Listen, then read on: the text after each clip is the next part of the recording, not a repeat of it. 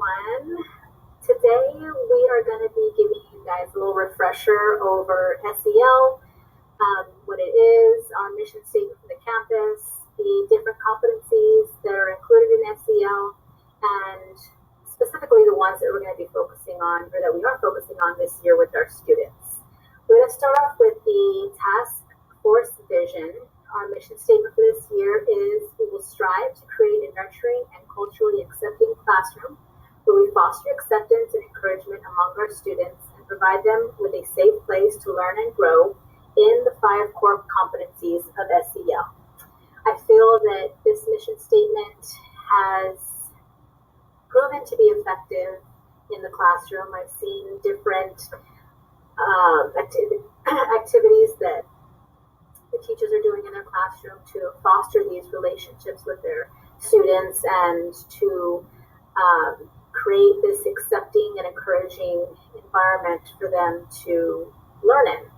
I feel like that's very important.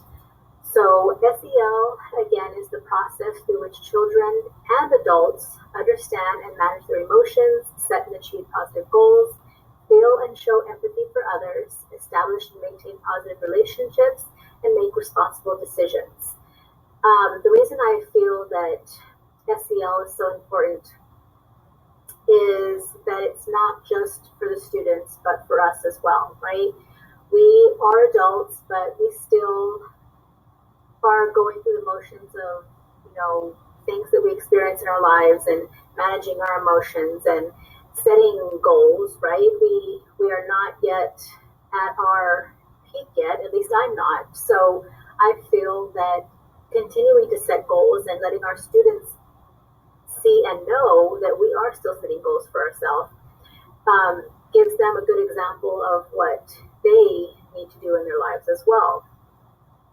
Managing emotions, feeling and showing empathy for others, that is very, very important. And I feel like that's something that our students struggle with, is putting themselves in other students' shoes and just being kind to each other. Establishing and maintaining positive relationships and making responsible decisions. Also, another big one that we need to focus on with our students, making those responsible decisions, knowing that the decisions they make now can affect their future in so many ways. I'm going to end with this. All learning is social, all learning is emotional. We saw from the survey that was sent out to students by Ms. Reed that they do love to collaborate with each other, right? They want to come and see us. They want that social interaction with us as well as their peers. And so learning is very social, it's very emotional. We have to make those connections with our students and let them know that we are here for them and that we care, in order for us to foster that encouraging and accepting environment for them to want to learn in. So that's all I have. Thank you guys for joining us today. We are going to be continuing our refresher, our SEL PD refresher.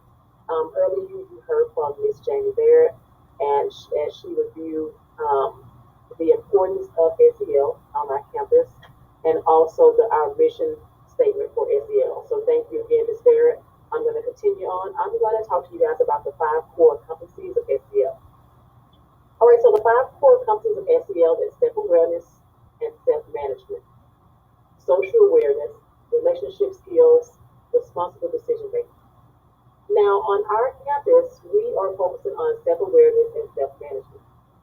And the reason why we chose these two, the two core competencies, self-awareness and self-management, is because the students, we feel that the students will benefit from understanding what their emotions are with self-awareness and being able to manage those emotions. So being able to find someone to confide in if they're having a bad day, or even if they're having a good day, being able to manage those emotions and know what to do in a situation if the situation arises. Okay? So on the next slide, I'm going to kind of go into more detail about the different skill sets for each competency. Okay? first something I want to talk about is self-awareness. Self-awareness consists of identifying emotions, being able to identify whether or not you feel a certain way, happy, sad. Just some examples. Self-perception and identity, knowing who you are, okay, and having a perception of what you want. Recognizing strengths is another that's very important. What are you good at? Okay, what are some things that you feel that you do better than in other skill sets? And also, just to name another one, a sense of self-confidence. Okay.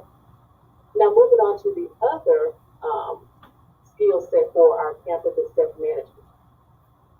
Now, self-management consists of being able to manage those emotions. What do we do in a situation? Impulse control, stress management, okay, and that can go for the student and the teacher. Stress management. What do we do when we have when we go through a stressful situation? Self-discipline, self-motivation, perseverance. Okay, what do we do when we go through hard times? How do we get through that? Okay, goal setting is very important. Setting a goal and accomplishing that goal. What steps do we take to plan to accomplish that goal? What smart goals are we setting for ourselves? All right. Social awareness is my next one I want to talk about. Social awareness. Empathy is a really big one that I talk to when I teach in my class. What do we do when we know a situation or go into a situation? How do we put ourselves in someone else's shoes to understand what they're going through? Appreciating diversity. That's very big because not everyone's the same. Not everyone has the same beliefs. So how do we appreciate each other for our differences?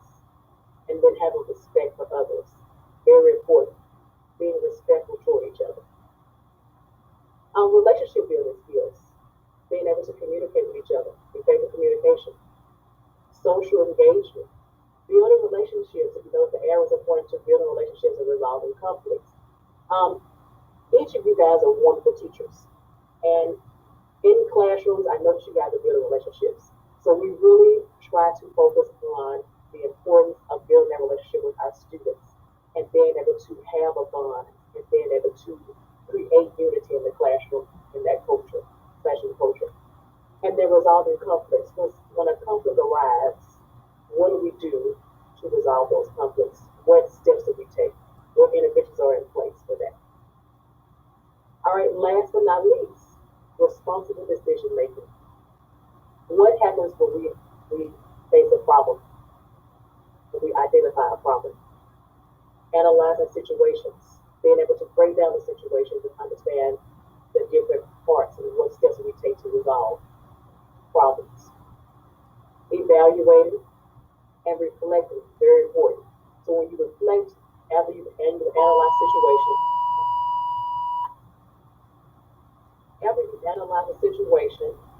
now what are we going to do to reflect what could we do better or what could have been done differently? Thank you guys for watching, and I will see you next time.